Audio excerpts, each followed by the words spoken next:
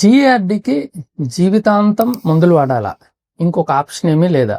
Definite గా జీఆర్డీకి మందులు తప్పించి చాలా మంచి ఆప్షన్ ఉందండి. That is nothing but laparoscopic fundoplication. అయితే ఈ సర్జరీ అందరికీ చేయమండి, కొంతమందికి చేస్తాం. ఎవరికి ఈ సర్జరీ చేయాలి, ఎప్పుడు సర్జరీ చేయాలి అన్న దాని మీద కొన్ని ఇండికేషన్స్ ఉన్నాయండి. ఆ ఇండికేషన్స్ ఏంటంటే, మొట్టమొదట జీఆర్డీకి ఒక వ్యక్తి కంటిన్యూగా 2 సంవత్సరాలకు మించి మందులు వాడేటట్టు ఉంటే వాళ్ళకి లాప్రోస్కోపిక్ ఫండోప్లైకేషన్ ఒక చాలా మంచి ఆప్షన్. 2, కొంతమందికి మందులు వాడినా పెద్ద ఇంప్రూవ్మెంట్ ఉండదు. 3, రాత్రిపూట నిద్రపోయిన తర్వాత దగ్గుతోనే ఆయాసంతోనే లేచిపోతా ఉంటారు, వాళ్ళకు కూడా లాప్రోస్కోపిక్ ఫండోప్లైకేషన్ ఒక మంచి option. 4, barrettes oesophagus.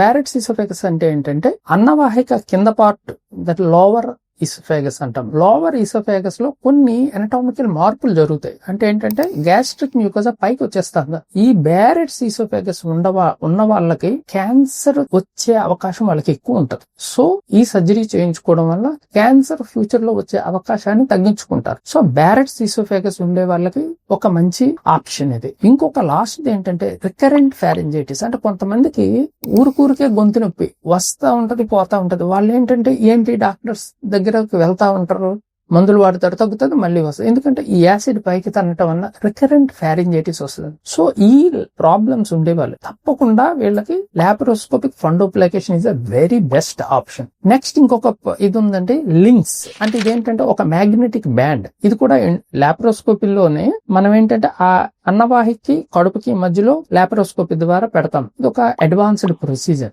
Laparoscopic fundoplication. ఇది చాలా చిన్న సర్జరీ, పెద్ద కోత ఏమి ఉండదండి. 3 కుట్లు ఉంటాయి. ఇవాళ చేస్తే రేపు డిశ్చార్జ్ చేస్తాం.